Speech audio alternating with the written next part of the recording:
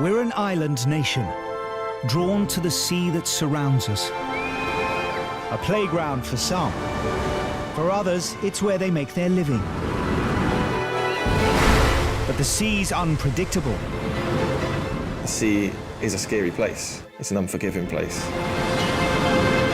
There to save our lives is a volunteer army of over 5,000 ordinary people, ready to leave their jobs, their families, and race to our rescue.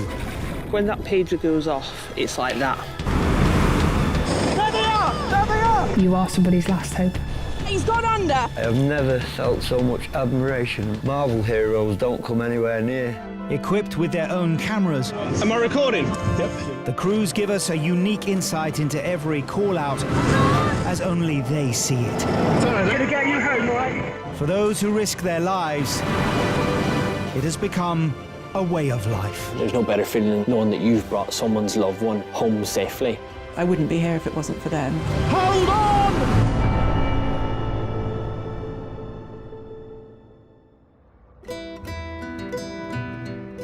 As the most easterly settlement in mainland Scotland, Peterhead faces directly onto the North Sea. It's a friendly town. I came to Peterhead for a long weekend about 20-odd years ago, and I'm still here. The fishing community is close-knit. Peterhead's certainly with the fishing industry. We are the biggest whitefish port in Europe. Every year, an average of 55,000 tonnes of fish are brought into Peterhead by a fleet working far out in the North Sea. So the station's Tamar class is regularly taken to the edge of its capabilities.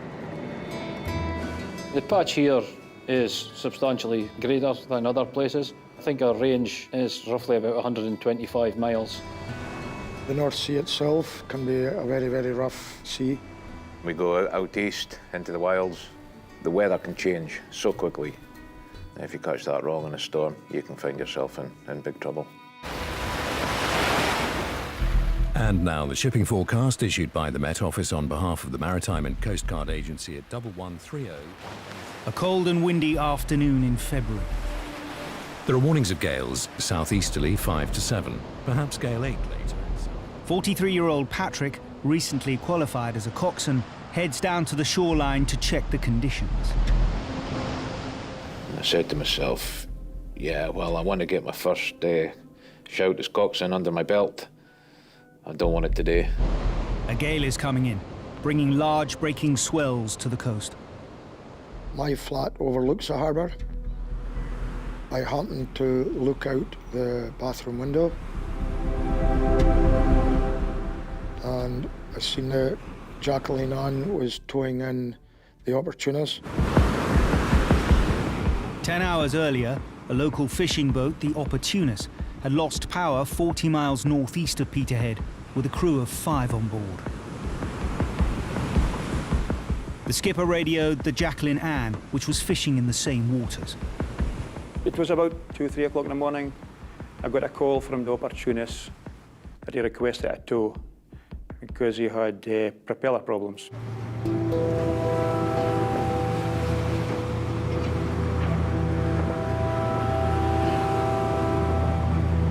Got a tow onto him. We put across our wire, but there was a lot of swell. Every time the 170-ton Opportunist rises and falls at a different height to the Jacqueline Ann, the tow line is placed under enormous pressure. About 2 miles from Peterhead, we noticed he was shearing back and forth. One time would be starboard side, one side port side. And when approaching Peterhead, maybe quarter a mile, the tow line snapped.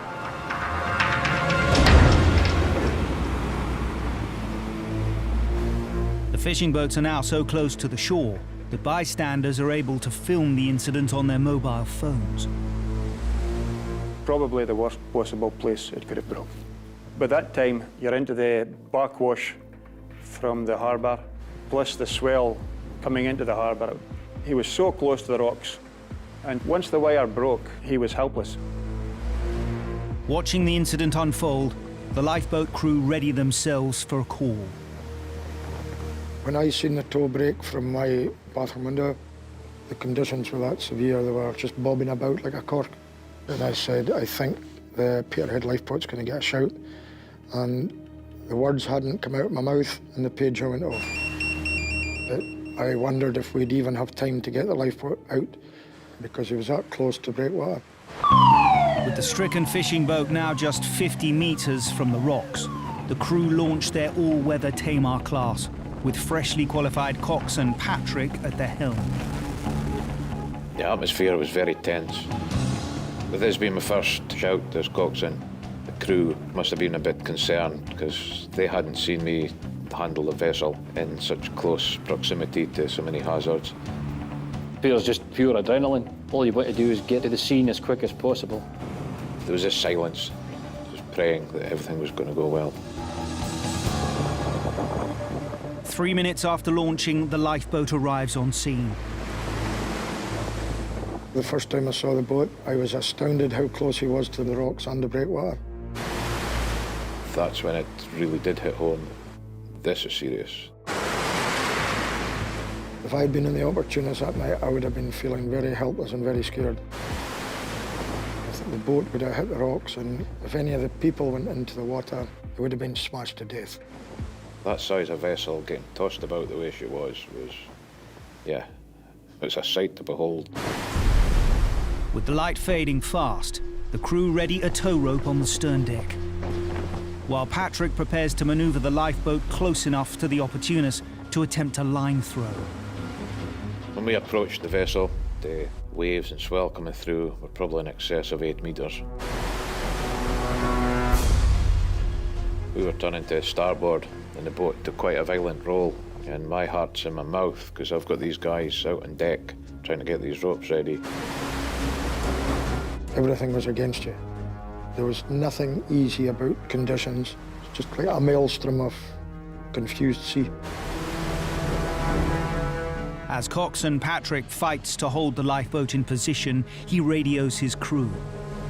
Patrick had told us, he says, we'll get one shot at this, and one shot only. If we miss this time, that's it. We've seen there was 3 or 4 crew members on the stem of the Opportunist, ready to catch a line. Turned the boat round, went across our bow. They went down with a wave and we kind of got picked up by a wave. At that point, I threw the line across. Praying was an understatement to say, please let this get aboard.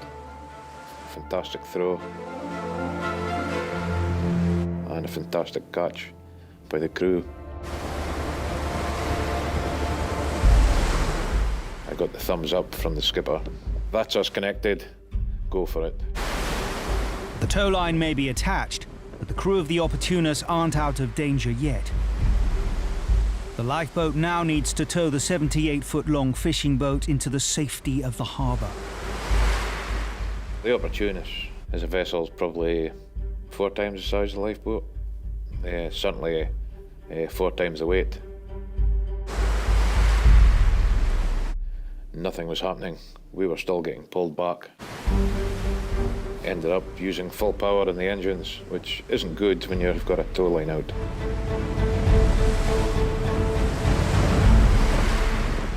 Fortunately, she started to creep forward, but we still had to get back in through the pier heads.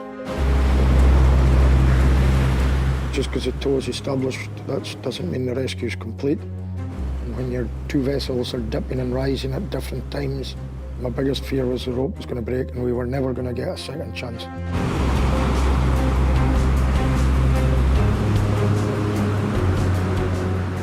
There's definitely a very, very good potential of the rope snapping again.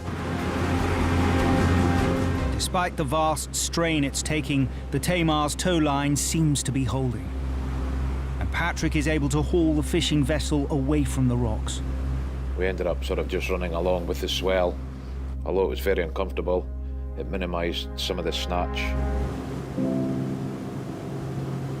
Just 10 minutes after launching, Patrick brings the Opportunist into the calmer waters of Peterhead Harbour.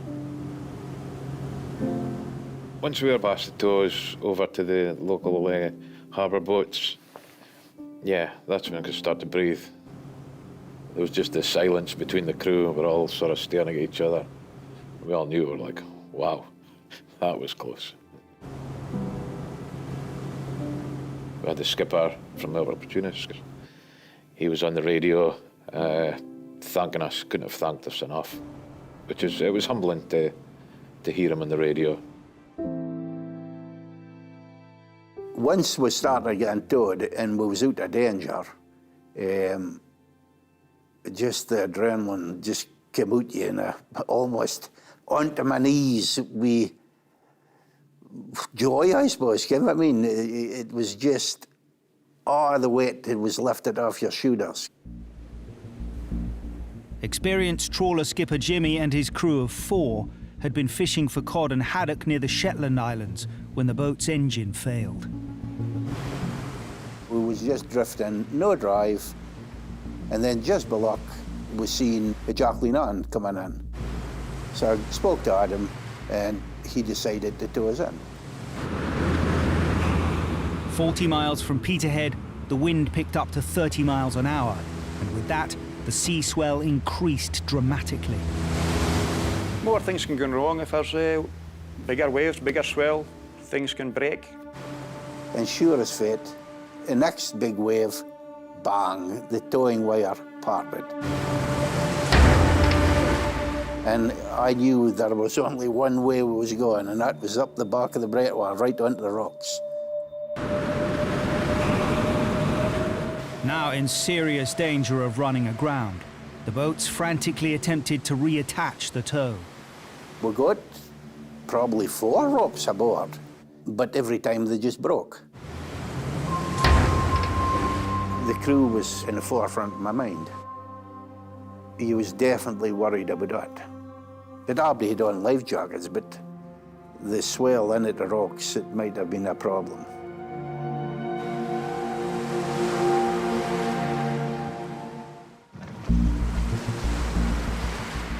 Then I seen the lifeboat hop, came into me, but until that rope was on the boat, anything could have happened.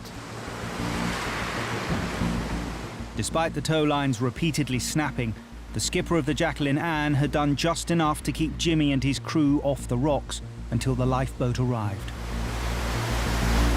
Adam did excellent. He kept coming in. If it hadn't been for that, it would have been very, very close.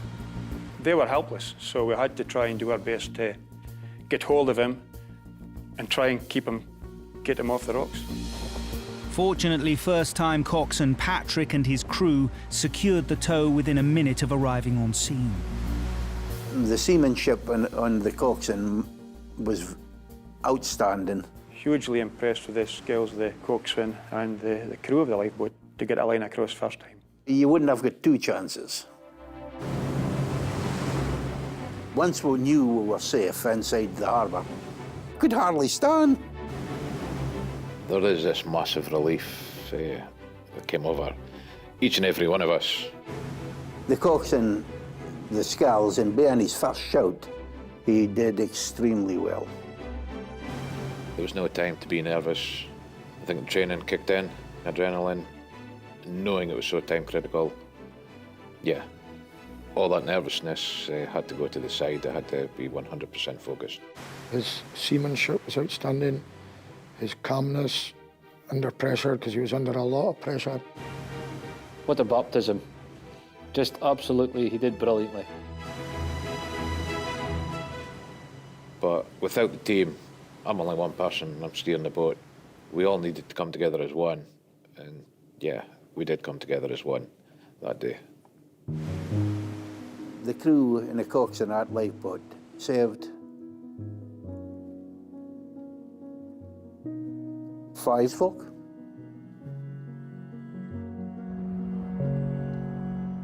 Patrick may have impressed on his first shout as coxswain. But for the lifeboat volunteers, this level of seamanship doesn't come without hundreds of hours of training, much of which takes place at the RNLI College in Poole on the south coast. There's a lot to do before you get your shot at your first shout. Lots of training. Okay, get yourself right to the edge. Look at the top of the window, step forward. We've got the RNLI training system, which can bring the complete novice up to being a helm. Get ready with a throw line, guys, OK? As a helmsman on a lifeboat, you get trained to make decisions. You can train for general situations, you can train in casualty care. What's that, pal? Little finger. You've lost your little finger? Most of it on there, yeah. That's all right, no worries at all. You can train in navigating, which is fantastic because obviously not many people now are from a maritime background. But even with the best training available, a first shout can still be a leap into the unknown. It's a bit of a nerve-wracking thing. You don't really know what to expect. Female does appear to be drifting with the tide of it. You're wondering what you're going to. Once you're on your way, then you can start thinking about how you're going to actually do the job. Can you stand? We're approaching slow.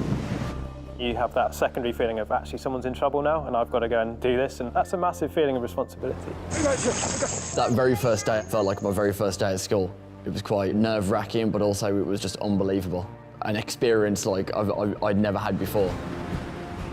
Your first shout's always the biggest milestone to get under your belt. You know that the people trust you, you've earned the trust of other people, or you wouldn't be going out there. Many first shouts are routine, but some place a new crew member in a genuinely challenging situation. The United Kingdom's smallest city, St David's, lies in Pembrokeshire in southwest Wales.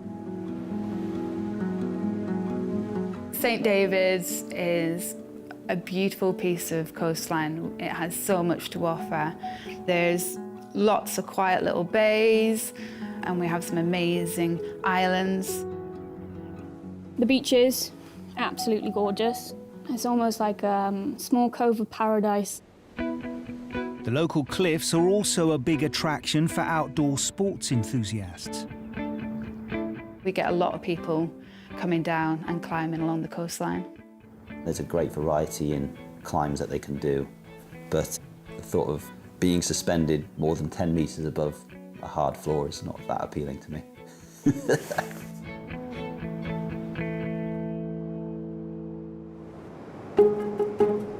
One of the newer members of the crew, Emma, can usually be found in the fields above the cliffs. Up here is the farm where she's worked for the last 6 years. We have a lot of calves each year, so my main role started off as being calf rearer, feeding them and making sure they're healthy and happy.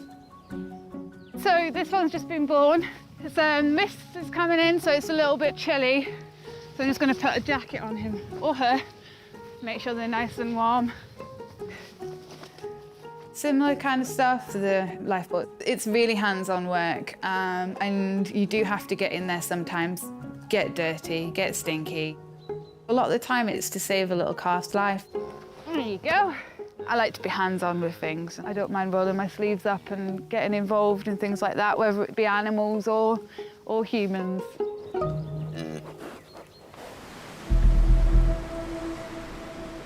Late August. A brisk southwesterly wind is whipping up the Irish Sea. It was a nice sunny August day, but it was a big sea, so there was a lot of swell. I was walking back home and my pager was going off, so just made best speed straight away down to the lifeboat station. A climber has fallen into the sea from a cliff near Carrickfran, just southwest of St David's. There is no question about it. They could be an Olympic swimmer, it doesn't matter. You're in the Irish Sea, it's cold. It's definitely as urgent as it gets. For volunteer Emma, this is her very first shout. I'd been on the crew now for about 4 months. Felt like I was prepared, felt like I was ready for a shout. And it was like feeling of, yeah, this is it. There is excitement there, apprehension, just trying to remain calm and remember everything you'd learnt in your training. St David's launched their Tamar-class all-weather lifeboat immediately. Carrickfran isn't far from St David's by road, but for the lifeboat, it's a journey of nearly 3 nautical miles around the headland. It's a pretty remote little stretch of coastline. There's no beach, there's no way out there. You're climbing up a cliff, basically, to get out. While the Tamar powers out to sea, the crew prepare for a complicated shout. The rise and fall in the water, especially around the rocks, would have been between 5 and 6 metres. And yeah, I guess I personally was thinking ahead to what we were going to be going into.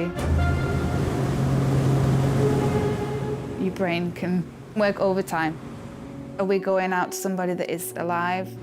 You don't know how you're going to react. So yeah, you're just trying to keep calm. After a 10-minute journey, the crew arrive at the cliffs. But they can't see the casualty. The sea was that rough that day that looking for a person in the water without eyes on can be difficult. You're looking for a head. That's something that's sticking maybe 8 to 12 inches out of the water. The climber has now been in the swells for 3/4 of an hour.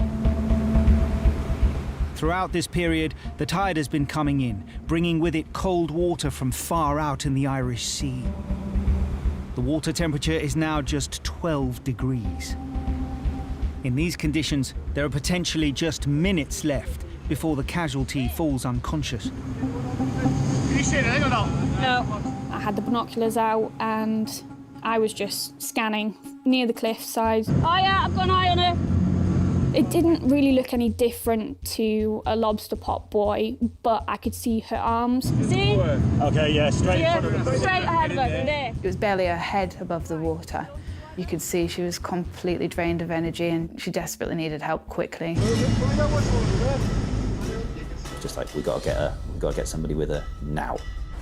So I just left the upper steering position and I just jumped straight off the front of the boat. When I started swimming towards her, I looked up. I've never seen somebody so frightened or traumatised.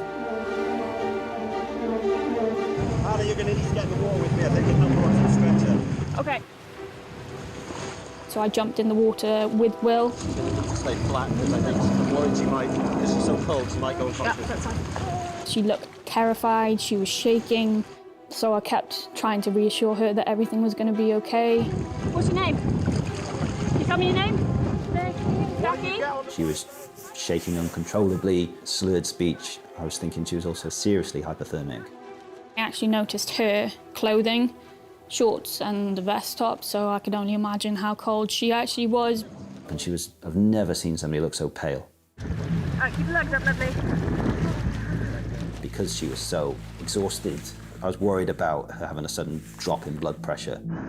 Will's concerned that transferring the casualty to the lifeboat may be risky because of a medical condition called hydrostatic squeeze. Hydrostatic squeeze is something that can happen to people when they've been in the water for quite some time, and then if they're lifted out in a vertical position, they can get a sudden drop of blood pressure to the head, and it can cause them to black out. And I was genuinely worried about hydrostatic squeeze for Becky, so I thought, yeah, we need to get her out horizontally. At this stage, it's vital to keep the casualty conscious so the crew can accurately monitor her condition. Right, we're going to get you into the stretcher now, Becky, okay? Also, we didn't know if she had been thrown against the rocks. We didn't know if she had any spinal injuries, any head injuries. We didn't actually know. We can't do a survey while someone's in the water. There we go. Well done. So we slid the stretcher underneath her and lay her down flat. Right, we've got you, okay? We've got you. And doing that, you have her on a rigid platform. She doesn't move around anymore, so you keep her stable. And then we pushed her up onto the boat.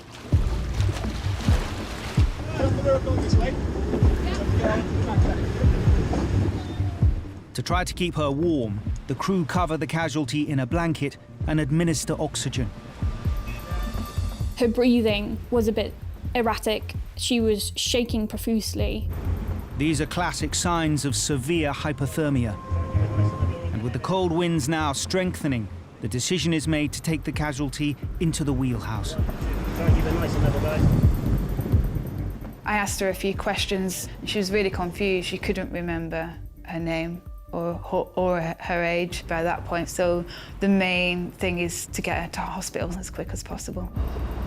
There we go, we're inside now, so we'll be nice and warm in here, okay? With the climber's condition worsening, a Coast Guard helicopter has been scrambled with a paramedic team on board. You're going to have to get helicoptered on and get you to hospital, okay? And then a helicopter had been tasked to come and airlift her. I was relieved at that point. The minute the Coast Guard air rescue team arrive on scene, they attempt to land a winchman on the Tamar's rear deck. I was on the upper steering position, and I remember looking at it thinking, come on, winchman, we need to get this room up, come on. By now, though, the wind is gusting over 20 miles an hour and the sea swells have increased significantly. Because it was a rough day, the rise and fall of the boat made it very difficult for them to be able to send somebody down. They made 2 attempts to put a winchman onto the aft deck, but because the ground swell was about 3 meters, there was just too much rise and fall to make it safe.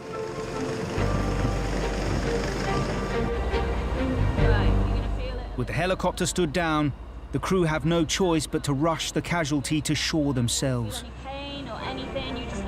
But with a rough 15-minute journey ahead, hypothermia is now not the only concern. Right, you're going to feel it a little bit up and down now, okay? Because she'd been in the water, she'd obviously swallowed a lot of sea water. Doesn't agree with our bodies at all. Right, okay, keep breathing. You're going to be sick. She's thrown up. So she actually ejected it all over me, which was a good sign. We don't want that sitting in her stomach. Do you feel a bit sick? And she did say that she felt better after she had been sick. If you need to be sick again, let me know. I'll grab that bucket for you.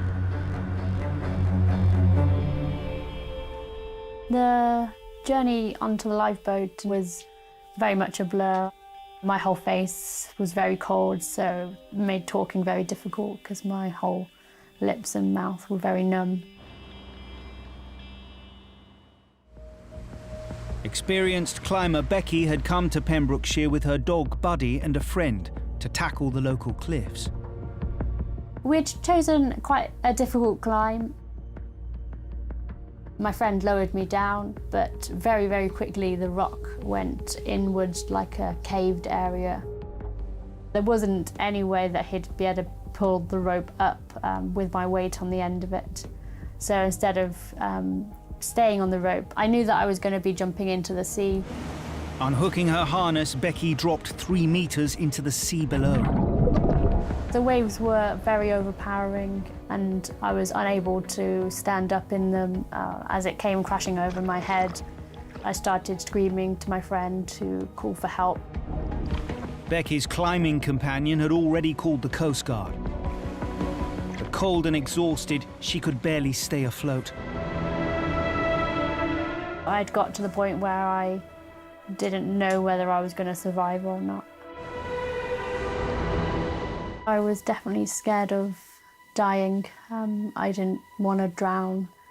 I was worried about my dog. He was at the top of the cliff and I cared a lot about him and I didn't want him to follow me down into the water.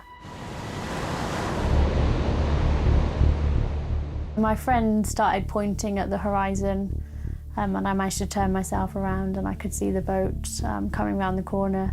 Yeah, I've got a visual on him. By now, though, Becky had been struggling in the water for nearly 45 minutes. They still felt like a long way away. I had very, very little left. I was still feeling like that I was still struggling to the point where I might not make it. It was a big sense of relief that I was going to make it and I could finally stop trying. That was such a big relief for me. An hour and a half after falling from the cliff face, Becky was delivered back to dry land. She was rushed to the waiting Coast Guard helicopter, which took her to a local hospital. There, she was treated for shock and hypothermia. Buddy was there. They'd managed to drive him over and he was just completely unaware, I think, of the situation and how lucky that I was to still be there. He was just always excited and happy, which I was feeling too. Back at the lifeboat station, Emma was left to reflect on her dramatic first shout. All the other crew were saying to me, this is one heck of a shout to start with. Put it this way, after being on that shout with Emma, I didn't realise it was her first shout until afterwards, but I knew from that moment that I had a really good crewmate. It'll always be a good story of my first shout and a good outcome, which is the main thing. Yeah.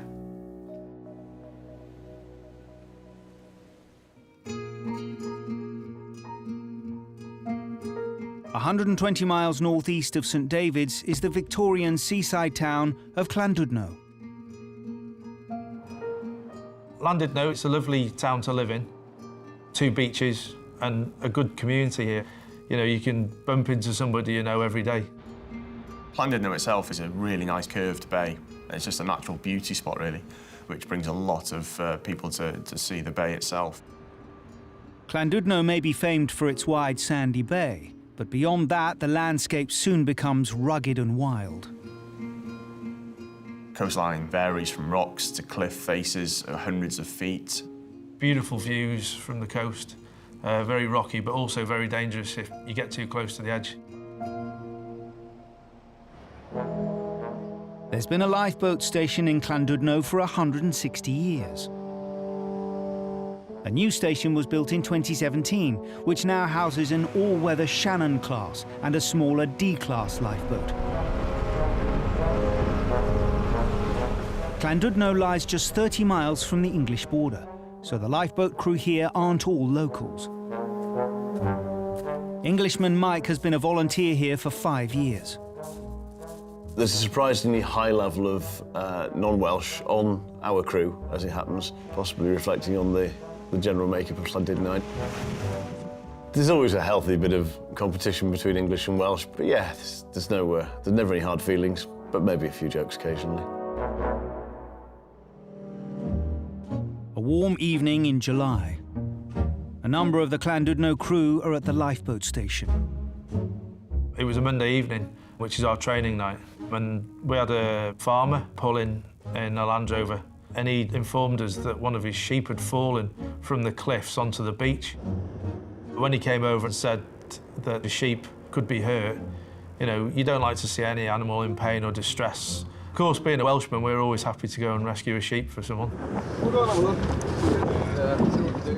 The RNLI go out to nearly 200 animal-related shouts a year, but will usually only do so if their owners are in danger of putting themselves at risk by attempting a rescue. We're there to help, whether it's a person, an animal, you know, we'll help it. So we picked the crew, and one of our crew members, Ian, is actually scared of sheep. Hello. There's always an ongoing joke, being Welsh and he's scared of sheep. We got some gloves, because it's on the beach, and if I grab it... Oh, you'll be fine. It's been part of the banter for many years. Yeah, there are plenty of one-liners there with him being a Welshman. Joke's already started. So we felt this would be the right time for him to build his confidence and conquer his fear. Not only is Ian's fear of sheep a bit of a crew joke, this is their first time rescuing one. Should we go? Might as well. Hello. The sheep has fallen at Little Orme, a headland approximately a mile northeast of the station. Holyhead Coast Guard, Llandudno ILB, over.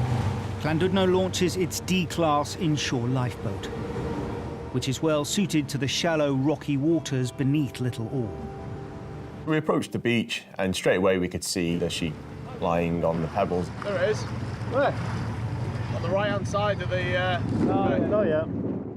The beaches below Little Orme are narrow and backed by steep cliffs. With the tide rising nearly 20 feet over the next 6 hours, the sheep is unlikely to survive the night. We were then just talking as to how this would pan out, and Ian initially said with some bravado that he was going to grab the sheep when he got there. As long as you're not shy about being on camera and feeling a bit sheepy. Be all right.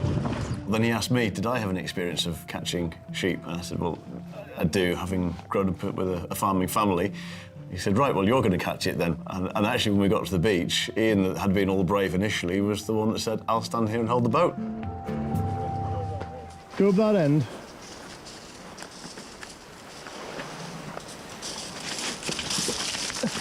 It was moving incredibly quickly. It was running well, and it clearly hadn't worked out that we were there to help. Although it's moving freely, the sheep is limping. The crew must catch it soon before it becomes too distressed. What could possibly go wrong here? There is a moment where it was running towards me, and I probably could have grabbed it, but yeah, quickly got past me. I'm sure there'll be lots of jokes, because I used to play rugby. You're supposed to cut it off, not dance with it. Especially playing for Llandudno first team in the past, you'd have thought he'd have been quite good at catching something running round. A bit of a Keystone Cops moment for a while. He's going to come around the bottom, is it? He's coming your way.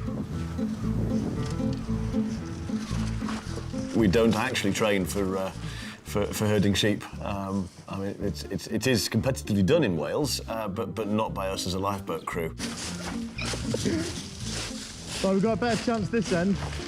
It's clear that a third pair of hands is needed. So Ian is forced to overcome that legendary fear of sheep. Where's Ian? Just give this a big haul up and get 3 of us on it.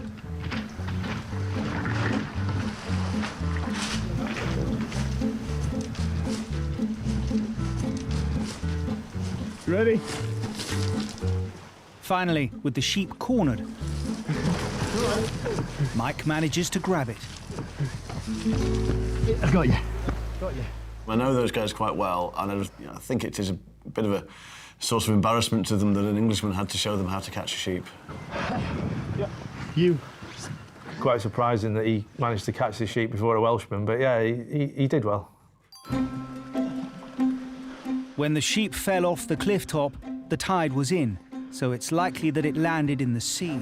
Right, turn around so you can see where we're going. But just to be sure it's okay, the crew run through their usual casualty care.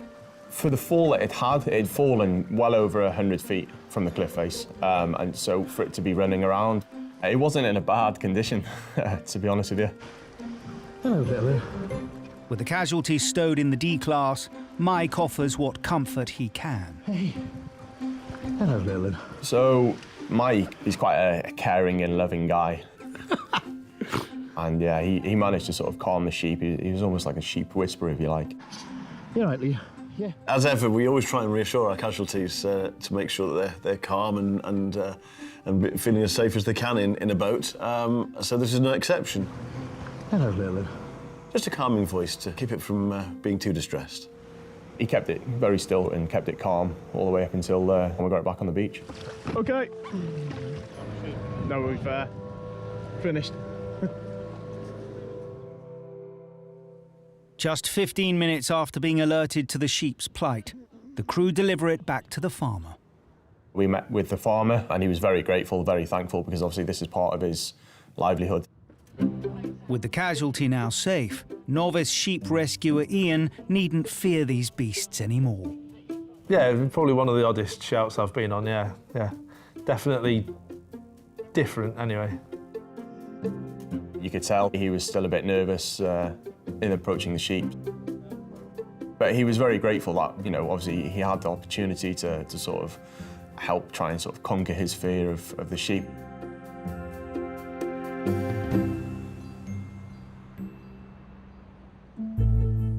Nestled on the western end of Somerset's coast is the small resort town of Minehead. Minehead is the tourist capital of Somerset. It's got the beach, it's got the moors, and it's got Butlins. You got the beach and you got the hills, and you know it feels like a nice sort of safe little community, I guess. But while Minehead's sheltered bay is often calm, the waters just offshore are notoriously dangerous. Bristol Channel's got a very high tidal range, and what that means is the tide goes out a long way and comes in a long way. And for that to happen, it means that the tide is moving very fast, so you get some very strong currents. The sea is very unpredictable around here. One state it could be flat calm, you go around the corner, there's short, choppy waves that can hit you any direction, so you could be thrown about all over the place. Over the years, the treacherous conditions in the Bristol Channel have caused hundreds of shipwrecks. One particular wreck was instrumental in the establishment of the town's lifeboat station. We've got a lifeboat here at Minehead because of a famous incident called the Overland Launch. In January 1899, the 280-foot, 2,000-ton Forest Hall foundered in bad weather at Porlock Weir, 7 nautical miles east along the coast. On board was an 18-strong crew. The nearest lifeboat was at Lynmouth at the time, but it was too rough to launch. So the lifeboat crew decided, no, we can do this, we just can't launch at Lynmouth. In a remarkable act of determination, Lynmouth's crew rallied the townsfolk and 18 horses to haul the 10-ton lifeboat Louisa to Porlock Weir. This 13-mile-long journey across Exmoor included a climb up a formidable 1,400-foot-high hill. So they dragged the lifeboat up over Porlock Hill, and if anybody's ever been there, you'll know how hard that is. It's a hell of a hill between Lynmouth and Porlock. I don't know how they did it, pulling it up the hill. The crew finally made it to Porlock Weir at 6:30 a.m. Although exhausted by their 11-hour overnight journey, they immediately launched the lifeboat. It then took them a full hour of rowing in huge seas to reach the stricken vessel. Rowing out instead of having a motored engine, they were probably very, very fit. Thanks to the heroism of the lifeboat men, all 18 crew members of the Forest Hall survived. This still stands as one of the most challenging feats in the RNLI's history. Remarkable story, fantastic willpower to do something like that. At some point along the way, they reviewed it and thought actually it'd be quite handy to have a lifeboat at Minehead. So we've had a lifeboat station here since 1901. Since the lifeboat station was established, the Minehead crews have launched over 1,000 times. But these days, a large number of their shouts are to water sports enthusiasts. On a flat day, you'll see loads of paddleboarders out. Sea swimming's got big recently. Kayakers as well. There's always kayakers around. Across the country, shouts to paddleboarders and kayakers have nearly doubled in the last year. So kayaks have changed over the years. Sit-on kayaks, they sit a little bit higher in the water, and they're quite prone to be blown by the wind, and they're quite easy to fall off of as well. And there's a bit of a technique to getting back onto them. Early September. It's been a warm, calm day. But as evening approaches, an offshore breeze is picking up. I had just come back into the house. Next thing I know, the page is going off. Instead of coming in through the back door, I'm running out the front door. It was evening and it was just beginning to get dark. 2 kayakers are reported missing off Porlock Weir, the same location as the 1899 rescue. Ordinarily, the 7-mile journey would be easy for the station's 2 inshore lifeboats. The weather was calm. It was a nice summer's evening. And with the evening that it was, we were thinking, it will be a quick pick 'em up sort of job. The weather conditions may seem good, but in autumn, night draws in quickly on this stretch of coast. Darkness makes a whole world of difference out there. It's very easy to become disorientated. So, obviously, we wanted to get there as quickly as possible. Milford Haven Coast Guard, this is Minehead lifeboat number 2, over.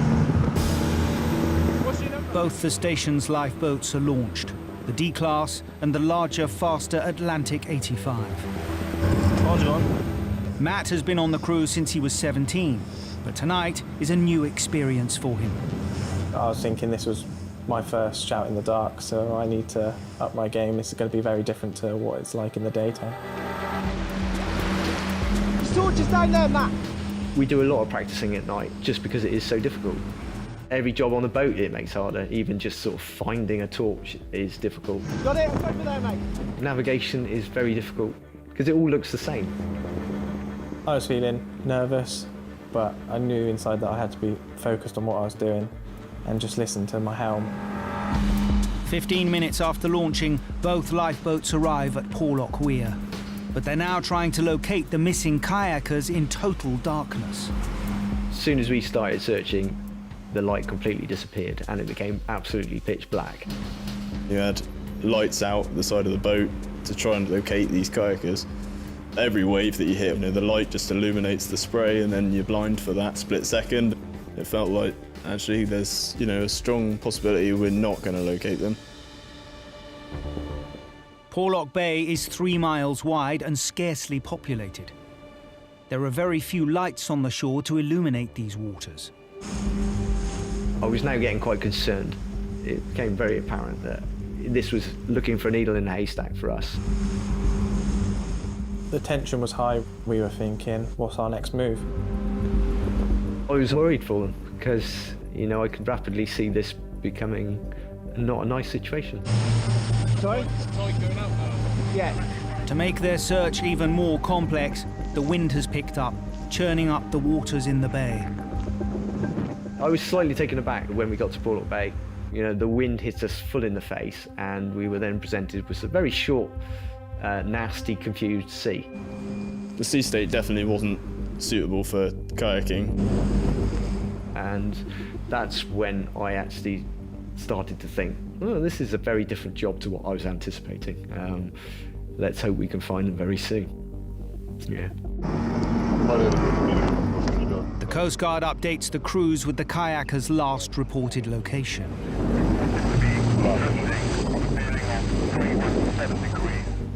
But the darkness, the offshore wind and the strong currents of the Bristol Channel may all be working against this data.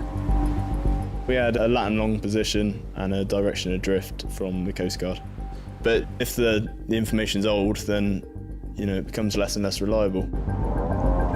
The lifeboat crews have now been searching these waters for nearly 10 minutes. But there's no sign of the missing kayakers.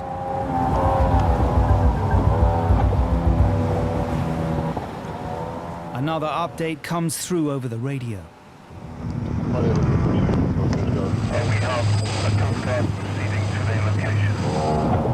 A Coast Guard rescue helicopter has been scrambled from St Arthur, South Wales, 15 miles away across the Bristol Channel. Helicopter's coming as well. Coast Guard helicopter, they've got so much more ability to find people than we have, especially at night. Can you talk to the helicopter? They've got the height, they've got the much bigger angle of view. They've also got thermal imaging cameras, so they're looking for changes in temperature as well.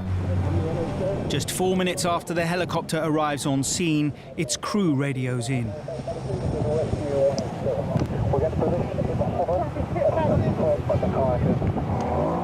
They've sighted the casualties over a mile further out to sea from where the Minehead crews had expected them to be.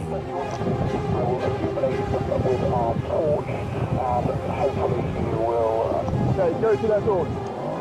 We could see the helicopter hovering, bright light shining down on this confused sea. Rescue 187, this is Minehead lifeboat number 2, en route to your torch, over. But even with the helicopter's searchlight, the choppy conditions make it challenging for the lifeboats to locate the kayakers. Okay, go to that torch. Can't see him yet. No, not yet. Follow that torch.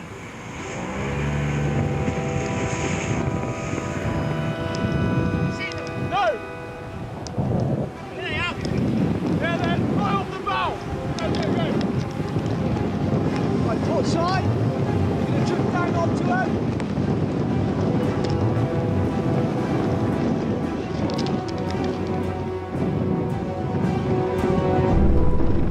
Half an hour after the pagers went off, the two kayakers are finally found.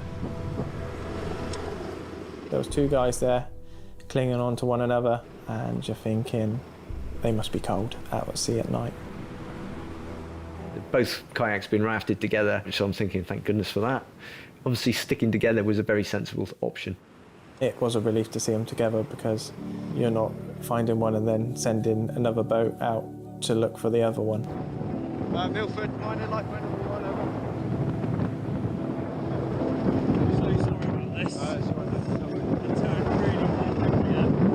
They looked relieved to be rescued. They were middle of the bay, so that could be 2 miles. It was a long way out. Milford, Minehead lifeboat number 1, over. It was clearly the wind that was taking them. You know, they were in a completely different place.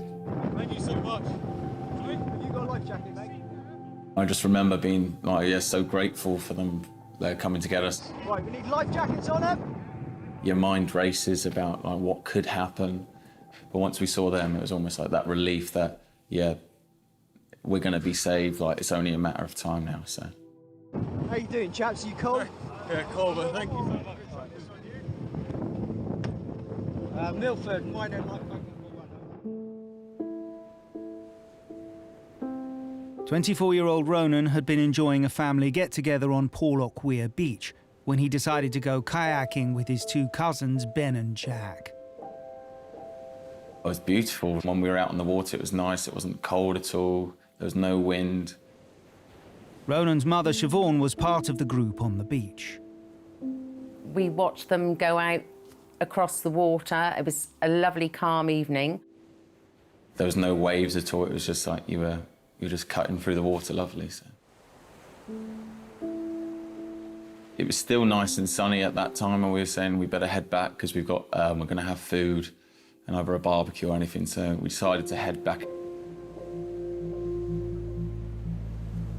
It suddenly went from calm as anything to, we were getting hit by waves to the side of us. Jack was the first one to fall in.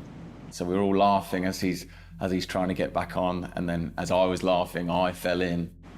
And then after a few more times, as we're struggling to get back on our kayaks and we're slowly being pushed out, that's when we started to think, oh, something's going on here, so.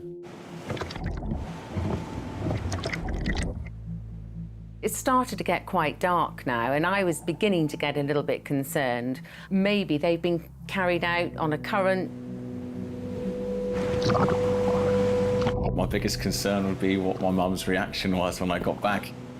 We'd gone out and had a nice day and then almost like ruined it by getting into this situation. You don't want to panic, but it was quite alarming what was going on. So. Ronan's cousin, Jack, managed to paddle to shore to raise the alarm, leaving Ronan and Ben drifting out into the Bristol Channel in the dark. Jack said that they'd been taken out to sea, and we were in such blind panic that they may not come back.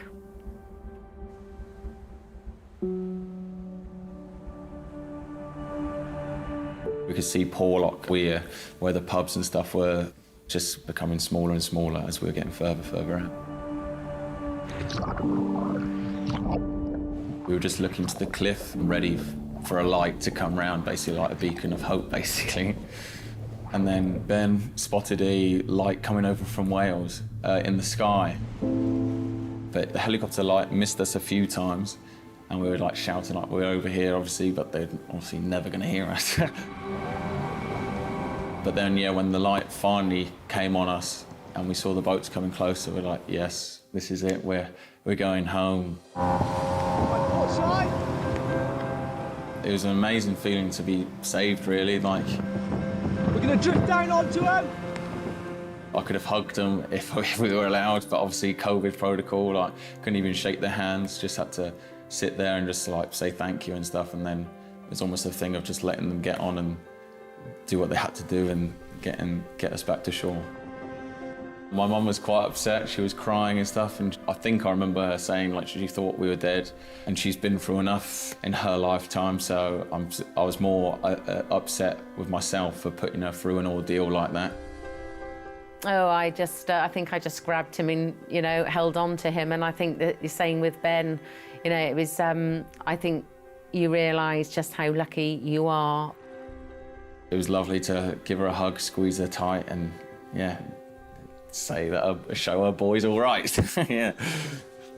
You lucky? Thank you very much. You're very hard to find, mate, I tell you. No. Could you see us looking for you? Yeah, the whole time, yeah. So we saw you come round the corner, I was like, that's a lifeboat, thank God for that. And then we was hugging the bay, and I was like, oh my God, it's a helicopter as well. Yeah. They went, like, the helicopter went right over us. Could have been a very different story, a local family in Minehead with a different ending. Have a big effect on a town like Minehead. Because you were a lot further out than we were told to. Had the helicopter been on another job, had the helicopter not been available, we wouldn't have found them. Sorry to bother you tonight. I think my first night out went quite well. It was a big relief to find them and get them ashore safe and well. You feel like you've made a big difference to the people's lives, to their families' lives, and yourself, you feel much more confident in your ability to be on the boat and actually help out.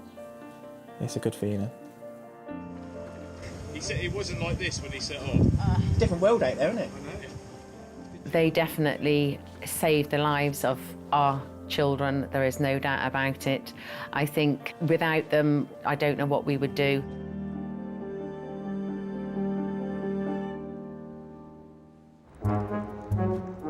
Three months after his fishing boat was saved by the Peterhead lifeboat, Jimmy still reflects on the courage that first-time coxswain Patrick and his crew showed that day.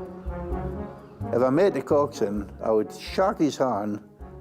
If it was in a pub, I would buy him the biggest drink that I could for him, because he did us well. The whole crew did as well, though I should get medals. After it was all finished, you did think about it, but the experience hasn't changed my view of fishing. See, for a change, you do. Since I've been a child, I've been to sea. I used to go out to sea when I was 7-year-old with my grandfather. It's in my blood, just to keep going. Always be a fisherman till the plant me.